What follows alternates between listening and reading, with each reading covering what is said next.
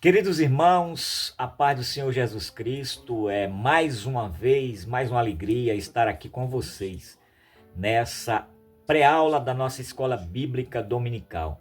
É uma satisfação imensa, é com muito carinho, com muita dedicação, com muito amor que eu estou aqui para compartilhar o ensino da palavra de Deus. Queridos, como é de costume, eu tenho dois recados para todos nós.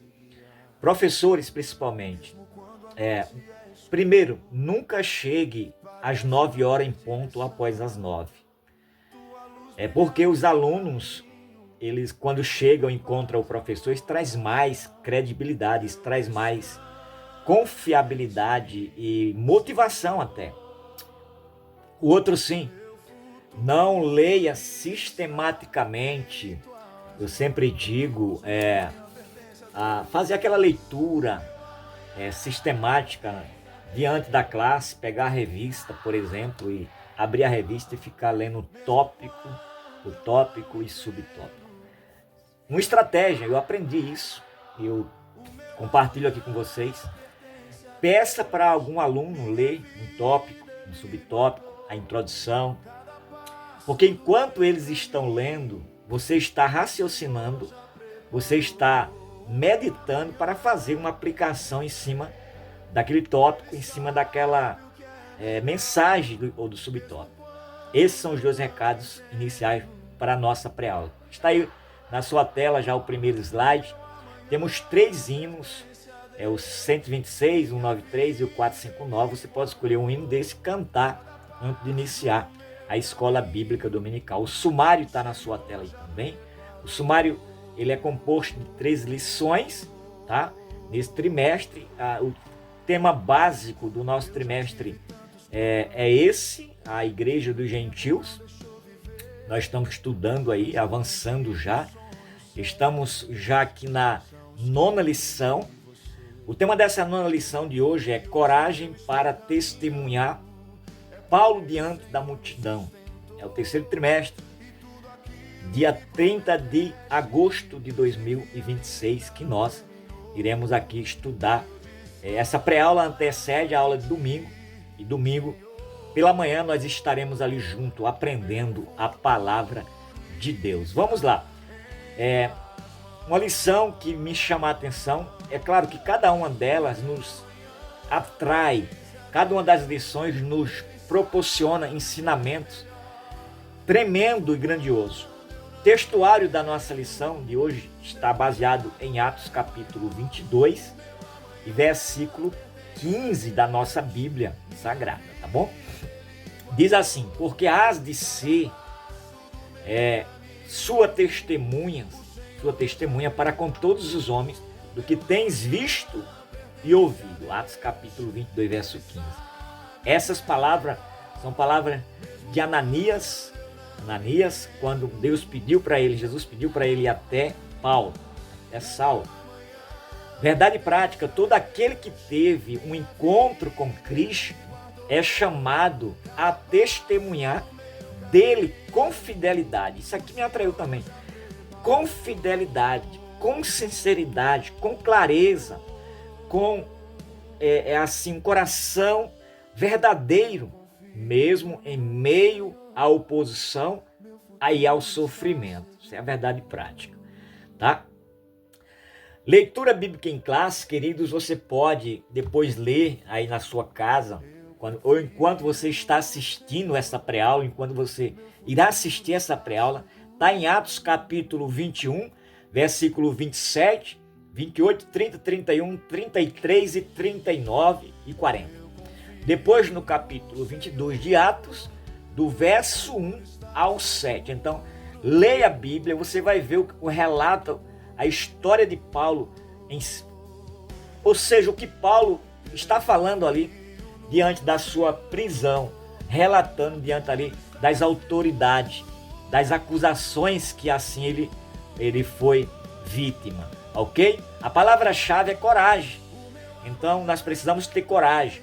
Mas vamos lá, a introdução diz, ao retornar a Jerusalém, após a 3ª viagem missionária, Paulo presta relatório aos líderes da igreja e glorifica a Deus pelo avanço do evangelho entre judeus e gentios. Atos capítulo 21, versos 19 e 20.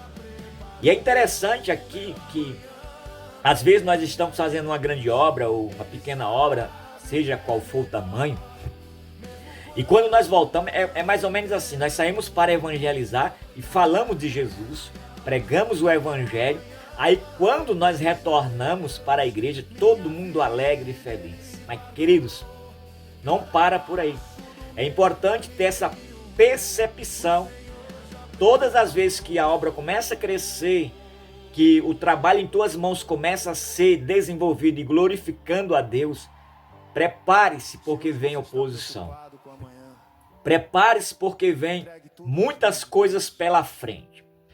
E aí, seguindo a introdução, diz assim: contudo, rumores maliciosos levantam suspeita contra seu ministério, levando-o a agir com prudência e sensibilidade pastoral. Em Jerusalém, o apóstolo, que é o apóstolo Paulo, enfrenta agressões, prisão e falsas acusações. Mas, olha que interessante aqui, mas ele transforma isso, ou essa adversidade, em oportunidade de testemunho. É isso mesmo. Então não fique se lamentando, se lamuriando quando ocorrer uma oposição contra o ministério, contra você, em razão do que você está fazendo. Não se perturbe de maneira alguma, porque você tem que aproveitar essa oportunidade para testemunhar e falar do amor de Jesus. Nós temos 3 objetivos na nossa lição. Está aí os 3 objetivos. Primeiro objetivo é analisar a prisão de Paulo e compreender a fidelidade em meio à oposição. O segundo objetivo é interpretar a defesa do apóstolo Paulo e reconhecer a sabedoria no testemunho público. Olha que interessante. Vamos entender isso, tá? Aí o terceiro objetivo é, nós temos que fazer uma aplicação agora para nossa classe, para nós cristãos, para a igreja do Senhor, para todos nós aplicar o poder do testemunho pessoal, a vivência cristã cotidiana. Nós precisamos entender que meio às adversidades, meio às tempestades, nós podemos testemunhar. O nosso testemunho pessoal, ele tem um poder sobre a vivência cristã todos os dias. É verdade. Tópico 1 da nossa lição, vamos falar sobre a prisão de Paulo em Jerusalém. Como isso aconteceu? Queridos, é interessante como isso pôde acontecer. Às vezes nós ficamos pensando, meu Deus, será que o Senhor não poderia ter livrado o apóstolo? Será que o Senhor não poderia ter guardado o apóstolo em relação a isso? Mas Deus tinha um propósito e tem propósito na vida de cada um e daqueles que o chama para a missão e a obra missionária. Subtópico 1 do tópico 1 diz: a conspiração dos judeus e a falsa acusação de profanação do templo. Olha que coisa. Nada tinha acontecido disso. Atos capítulo 21, versículo 27 ao 30. Ao ser visto no templo, Paulo foi violentamente atacado por judeus da Ásia, movidos por ciúme e ódio, no verso 27. Eles levantaram acusações falsas, afirmando que o apóstolo ensinava o povo a lei e o templo, chegando a acusá-lo de introduzir, ou seja, eles disseram, este homem, nós vimos ele lá em Éfeso, ele introduzia, nós vimos esse homem, ele introduzindo no templo, lá em Jerusalém, melhor dizendo, este homem, sabe o que ele fez? Ele introduziu Trófimo, um gentil, em área sagrada. Ou seja, este homem é réu de julgamento. Este homem, ele fez isso. Misericórdia, que falsidade tremenda, que testemunho falso. Queridos, não pasme, hoje também, nos dias atuais que estamos vivendo, possivelmente tem alguém sendo injustiçado. Alguém talvez montou um esquadrão para te acusar. Eu estou falando aqui agora para pessoas, obreiros, homens de Deus talvez, que estão sofrendo no ministério, pessoas que estão sofrendo acusações sem nunca ter sido executado por ele. Então, mas Paulo, naquela ocasião, ele manteve-se fiel, firme. A fidelidade de Paulo mostra que o servo de Deus pode ser caluniado. Olha só, mas tem que permanecer firme por confiar naquele a quem ele creu. 2 Timóteo, capítulo 1, versículo 12. Queridos, foi uma conspiração muito forte, tá?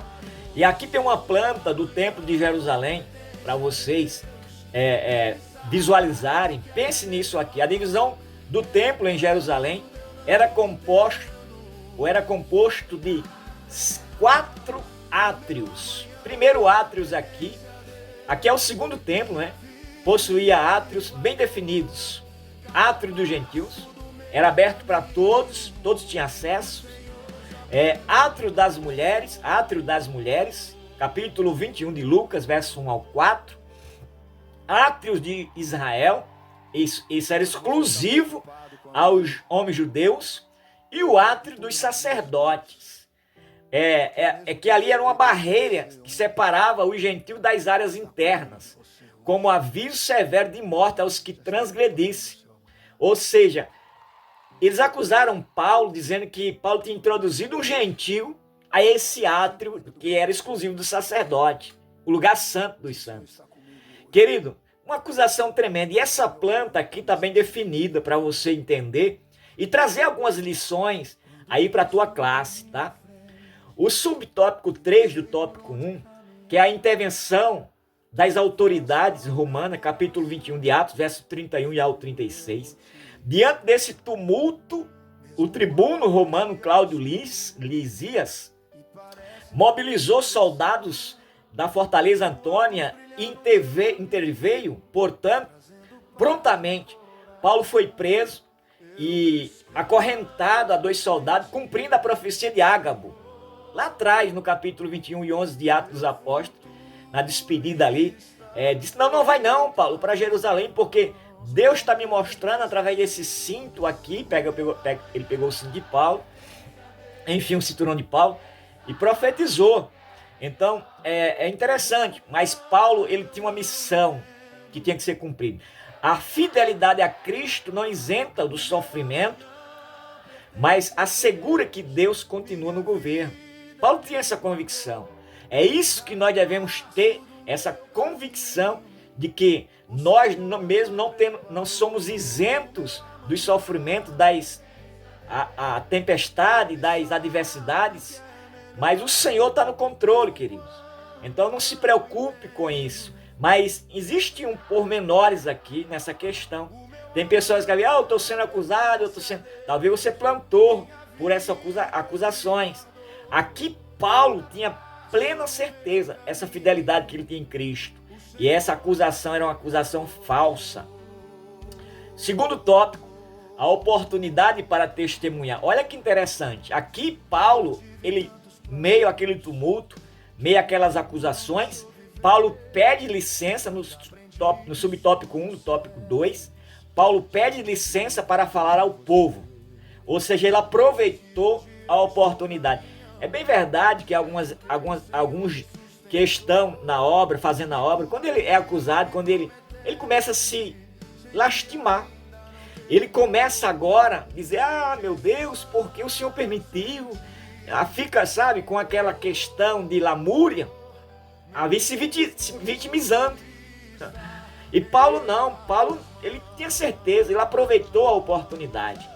Então, mesmo algemado e cercado por hostilidade, Paulo demonstra equilíbrio espiritual e lucidez missionária. É verdade. Ele pede licença ao tribuno aqui para falar ao povo. Sabe o que acontece?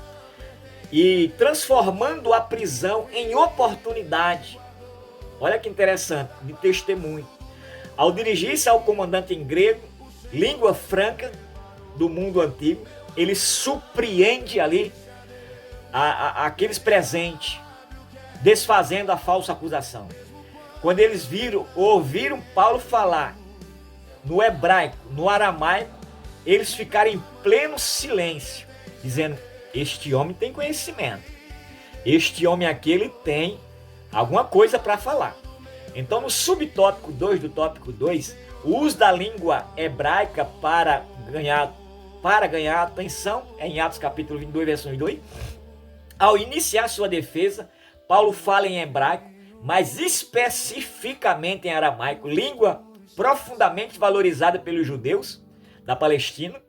Esse gesto agora estabelece imediatamente uma conexão cultural e identidade com os ouvintes, levando a multidão a guardar maior silêncio. Capítulo 22 de Atos, verso 2.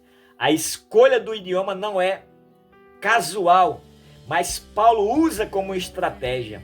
Glória a Deus. Então, querido, em meio ao que você está passando, em meio ao que você está sofrendo, você pode aproveitar essa oportunidade e usar isso como uma estratégia para a glória do nome do Senhor. Não fique se lamuriando de maneira alguma. Subtópico 3 do tópico 2, coragem para testemunhar em meio à hostilidade. Atos capítulo 22, verso 3 ao 5. Diante da multidão enfurecida, Paulo narra agora com coragem sua história. Ele começa a falar da sua conversão, ele começa a falar do encontro que teve com Jesus, ele começa a dizer quem ele era antes, ele começa a dizer como a vida dele era, e começa a falar do conhecimento que ele tinha em relação a como ele foi criado, aos pés de quem ele foi criado. Então Paulo ensina que cada crise pode se tornar ocasião para glorificar a Deus. Aqui no subtópico 3 do tópico 2, é isso mesmo. No tópico 3, o poder do testemunho pessoal. Então, quando Paulo começa a falar agora aqui a vida de Paulo antes da conversão, quando ele começa a narrar a sua história, todos ficam perplexos. Então, Paulo inicia seu testemunho lembrando quem era antes de encontrar com Cristo. Judeu zeloso, ele disse que era um judeu zeloso, formado em Jerusalém, aos pés de um homem culto, que era Gamaliel. Ele começa a dizer que foi criado aos pés de Gamaliel. Ou seja, Paulo disse: olha, eu jamais faria isso que vocês estão me acusando. Jamais eu introduziria alguém lá no lugar sagrado, no qual vocês estão dizendo que eu introduzi. Tófimo lá, o gentil, lá no Santo dos Santos, no lugar sagrado, onde só é para o sacerdote. Eu fui instruído quanto a isso. Eu fui disciplinado quanto a isso. Eu fui criado aos pés de Gamaliel, um dos mestres mais respeitados da nossa cidade. Do judaísmo, o homem mais respeitado do judaísmo. Atos capítulo 5, verso 34. Ele fora instruído rigorosamente na lei de seus pais. Ele começa a dizer: eu fui criado, meus pais me orientaram, meus pais me instruíram, meus pais, eles sabiam, eu também aprendi isso diante dos judeus. E ele apresenta agora como alguém irrepreensível quanto ao zelo religioso. Eu sou zeloso, eu fui zeloso pela lei, e vocês estão me acusando de algo que jamais eu faria. Olha, que defesa tremenda. E ele começa a falar do encontro com Cristo, aqui no subtópico 2, do tópico 3, que ele teve quando estava no caminho de Damasco, Atos capítulo 22, versos 6 ao 11. Então, a narrativa avança para o ponto, aqui Paulo começa a avançar e se aprofundar-se no seu testemunho. Um ponto decisivo de sua vida, Paulo, ao encontro que ele teve pessoal com Cristo, ressurreto, ao meio-dia, ele diz que uma luz vinda do céu envolve ele, lançando por terra e revela Jesus como Senhor. Quem és, Senhor? Paulo faz a pergunta. Então Paulo conta essa história, como foi o encontro. Não foi ninguém que pregou para mim o evangelho. Não foi ninguém que anunciou o evangelho para mim. Foi o próprio Jesus que se revelou. Foi Cristo que me encontrou. Eu encontrei ele me encontrou primeiro. Então a experiência transforma radicalmente a sua trajetória.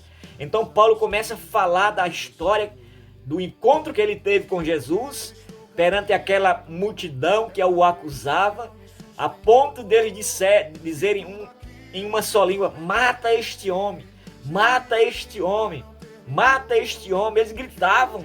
E Paulo ali no seu discurso, ele não se intimida e anuncia o evangelho.